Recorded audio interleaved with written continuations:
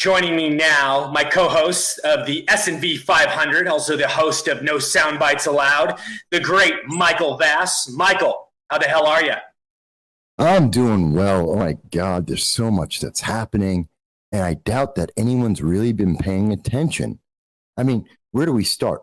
Do we start in North Dakota, where as a response to the call to action by Joe Biden, we have now seen that an 18-year-old has been killed for the horrendous action of having a political point of view.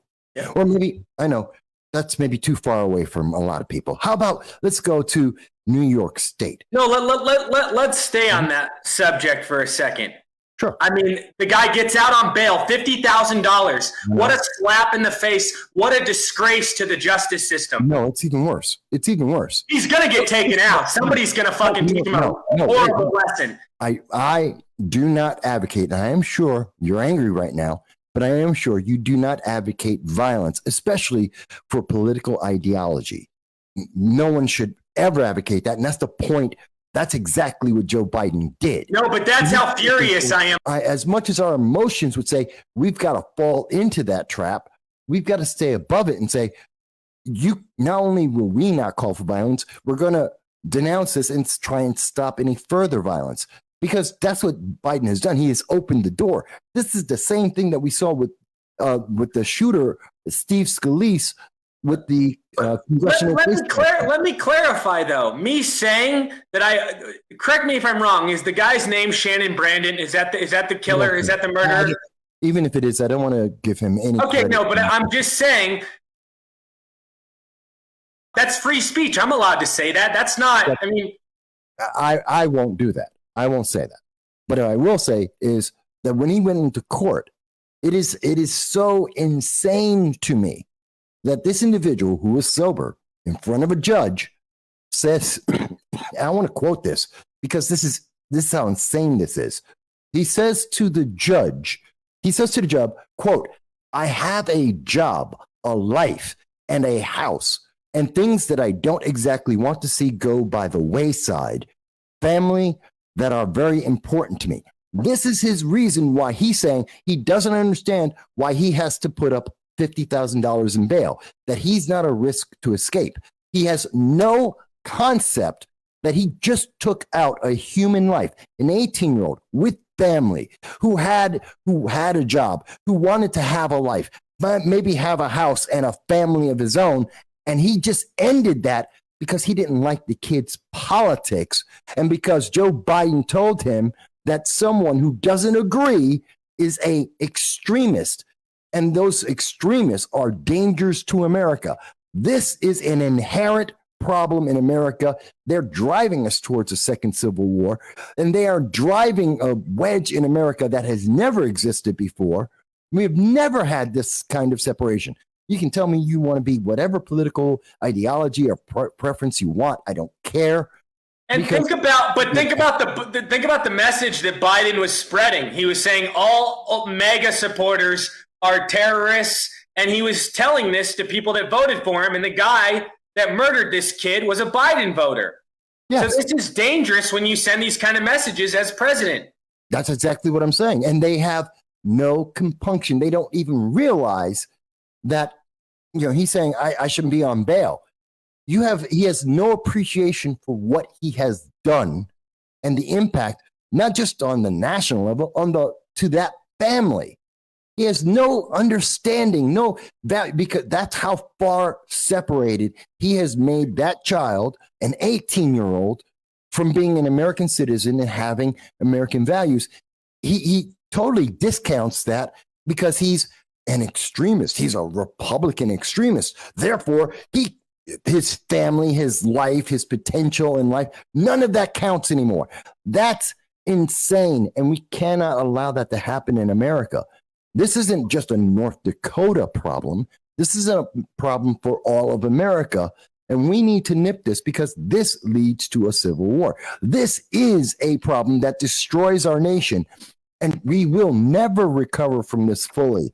If it's a division on, I can't even have an ideology. I can't have a belief. I can't say, I don't want to teach people, I don't want to feed someone a fish. I want to teach them to fish. A very consistent Republican Christian ideal. We're being demonized for that. We're being told we're extremists for that. We're being told that loving my nation and wanting it to be the best nation that it could be is somehow extremist.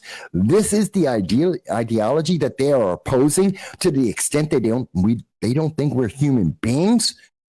My God, we need to denounce, and every Democrat, every libertarian, everybody should denounce this and denounce what Biden has done and has imposed upon America and its consequences, because this is Biden's consequence.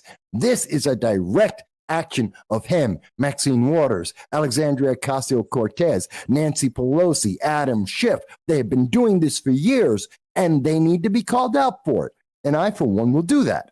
Why are we always playing the nice guy? Oh, take the higher road. Don't fight back. Don't, like, us conservatives, they keep bullying us because we don't fight back. No, I didn't say we have to fight back. I'm not saying that we can't fight back. I'm not saying we can't defend our nation, defend ourselves.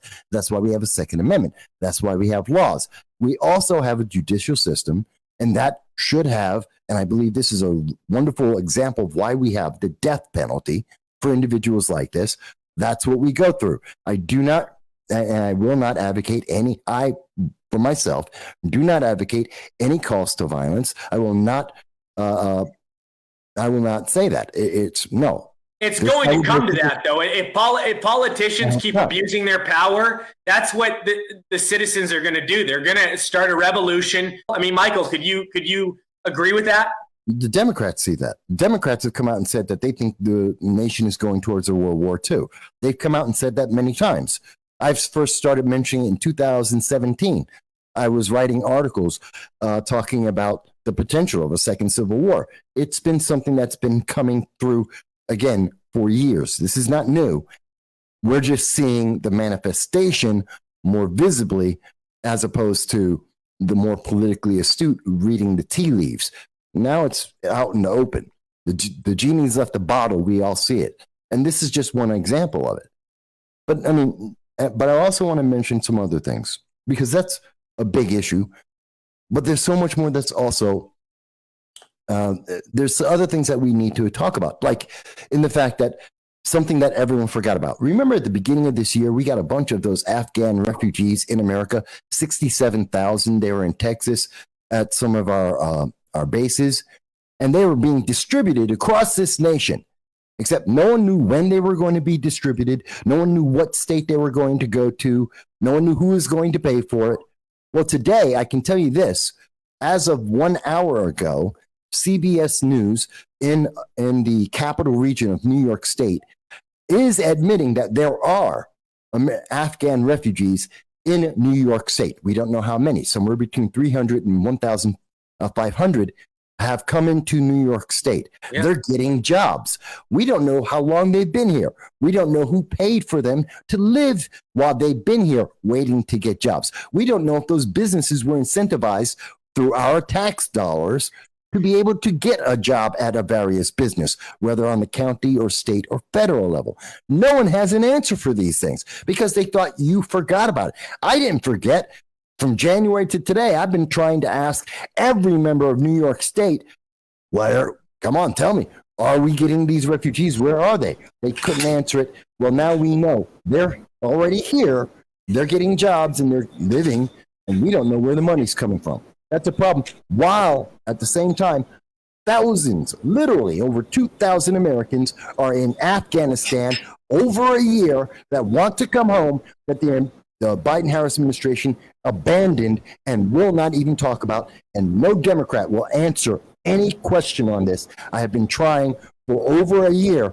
They refuse to speak about this, even as they're running for re-election, and they want your vote. How about the fact that we have H.R. 8873? I know no one knows what the name of that bill means.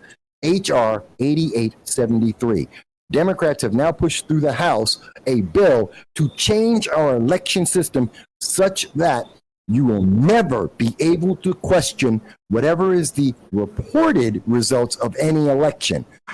They have solidified their position so that if any questions come up with an election, that at the time, even as those questions may exist, like we have seen in Pennsylvania, Michigan, Wisconsin, Minnesota, I believe, is also on that list, in Georgia, even though there are questions by the significant majority of the people in that state, they will still be able to push through whatever result has happened because they want to change the laws.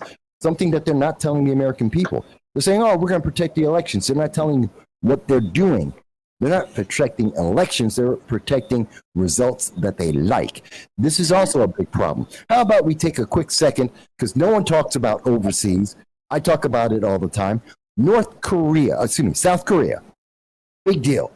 South Korea, the president of South Korea, not President Moon, who last year in May was insulted by Kamala Harris and internationally embarrassed America through an act of pure racism, wiping her hand after shaking his hand. No. Today, we had that Joe Biden goes to the UN, promises them $6 billion that we don't have, that will increase, that is inflationary, that will increase the debt of the United States and reduce the value of our dollars. He says he's going to give them $6 billion. And the new president of South Korea, Yoon, is looking at this and saying the Democrats in Congress are fools and actually he used far harsher language, vulgarities, to describe our Congress and to say that Biden is an idiot and cannot get this completed, that he's going to be embarrassed internationally because America doesn't have the will or the money to give to the UN for vague who knows what. They're just giving away money. This is important. That tells us what the rest of the world, especially in Southeast Asia, Taiwan, Japan, South Korea, our allies, think about the strength of this current administration and what they can accomplish, even with the power of the full Congress, the House of Representatives and the Senate being all Democrats, and they still have zero confidence. That's really bad. And we know that Kamala is going to go back out there, and God knows she's going to screw it up. But I know the final thing that everyone wants to hear about as a quick update is you are screwed, folks. Financially, you are screwed. We just had our interest rates go up. Interest rates, yep, raised again today. 0.75%. It's not 0.75. It's 3%. The interest rate in America right now is 3%. We have today, the Fed is saying, by the way, that temporary transitional inflation that they told you about, yeah, well, here's the transition. It's going to be higher than they predicted. They're looking at 4.5% by the end of the year, this year, that it's going to remain at about 4% in 2023. And maybe they will get a handle and bring the interest rates down and bring inflation down in 2024, just in time for the next election. You're looking at them admitting we are in a recession for the next 18 months. You know who told you that? I did on this channel 2 months ago, and I have written about it since January of this year. You'd think that, well, who cares? Your credit cards care, your mortgages care. Mortgages for the average American are going to be 7.5% for a 30-year mortgage. You think kids in high school or college are going to be able to afford that? No, they're not, and it's getting worse. This is a big deal. And these are some of the things that I guarantee, other than people who are politically adept, they're not paying attention. You have no idea. This is the news that you aren't supposed to think about. You're not supposed to question. You're only merely meant to obey. And how dare you actually pay attention to what's happening to this nation and how it's influencing the rest of the world. But Michael, I want to get your thoughts, your reaction. About the illegal aliens or about Trump? The illegal aliens and Letitia James, both things I just talked about with Pardo before he took off. Okay, so in terms of the illegal aliens, you know, it's funny that what's not being reported is that the Department of Homeland Security has said that they want to do exactly what Governor Abbott and what Governor DeSantis have done, which is to ship those illegal aliens to other states, not Democratic states, but to Republican states, to the interior of America, to disperse them. And the honest answer is they're trying to hide the problem from the American people. just like they still won't let anyone in the news media or any of the members of Congress to go down to the border and see how they have children still caged in the southern border. Well, and their answer to that was, well, let's ship some of these kids into Tennessee. Let's send some of them into New York State. Let's send them in the middle of the night, about midnight, on chartered flights into different areas so that there won't be as many. So we can say, look, we've got this resolved. Look at these empty cages. They are deflecting, and they're trying to use this now. And they're going to say, well, this was a good idea, but they did it the wrong way. No, they're doing what you've already done. They're doing it in the daylight, so it's transparent for everyone in America. And the answer is, you have failed the American people. Where is Kamala Harris? Isn't this her job? Isn't this what she was told to do in March of 2021? Let's not lose focus on this. This is a failure of their administration, their policies, and what they are doing. And obviously, it is insulting, and it is incredibly important that the American people get to see that within 48 hours of these illegal aliens, that the far left, the people at Martha's Vineyard, have been demanding that we have open borders and allow them in. The second they showed up at their home, when they became their responsibility, when it would cost them money and time and resources to take care of 50 people, not 5 million, not 5,000, 8,000 to 9,000 a day enter America and our southern borders. They got 50 people, had to call out the National Guard to take those, as they would say, brown people, put them into a bus and ship them over to a base, a military base, to get them the hell off of Martha's Vineyard, because the people there didn't want to deal with the problem. They didn't want to see the problem. They didn't want to see the brown people. That's the reality of progressive politics. As for Letitia James in New York, real easy. You know what? I can't wait until New York State has to deal with the loss of all the income they get from the Trump businesses. They're suing for $250 million because they know it's going to cost them even more than that in what they're going to lose in taxes and revenue from the businesses. This is stupid. Again, this is posturing just so that they can gin up the progressives to try and get them to vote in 2022. It is part of the character assassination because they can't get. None of the Trump kids are on drugs. None of them are taking photos of themselves with prostitutes or underage children. None of them have been barred and banned from being able to own firearms and are dumping those illegal firearms they do get because of forgery and the back of a school in a garbage dumpster where children can possibly get hold of it.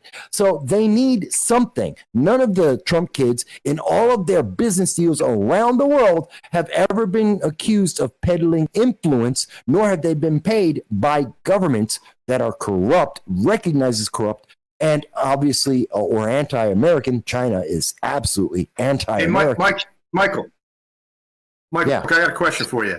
Yeah. Letitia, is it true that she is currently dropping in the polls, and this may be some motivation why she's pursuing Trump so much? Well, Letitia James has been down in the polls since the moment that she allowed Andrew Cuomo to walk away from 11 sexual assaults that she investigated and confirmed. We didn't even know it was 11. She found out it was 11, didn't charge him with a single crime, and allowed 16,000 people to die in New York State without ever questioning it, nor was there an investigation into the self-admitted, the secretary of Andrew Cuomo admitted they had a private conversation with Democrats saying that they were defrauding the government and hiding information about the death of 16,000 elderly members of New York State in nursing homes. Letitia James has been down since then. That's why she dropped out of the governor's race. That's why she's an embarrassment for all of America. And she's just trying to prop up the Democrats and do the good party thing, being the yes woman for the party, to take down Trump and to try and gin up votes for 2022, because even in New York State, the bluest of blue states, most of the races are pretty neck and neck, and they're going to lose power. I know you've heard it before, What difference does it? You make the difference. When you watch, chat, tweets, your likes and shares, and your subscription, you make the difference. From across the world, you help us to keep the lights on and the stream alive. You are making the difference to fight the woke and the crazy legislation that we see before. We at No Soundbites Allowed, and I want to thank you for everything that you do in helping us reach our goal, and your likes, your tweets, your comments, and your subscriptions to the channel. We want to thank you from the bottom of our heart. And this is a special thank you to those who have donated to the channel and helped us in all of our efforts. We will strive to make this channel the best that we possibly can, because you deserve no less. Thank you.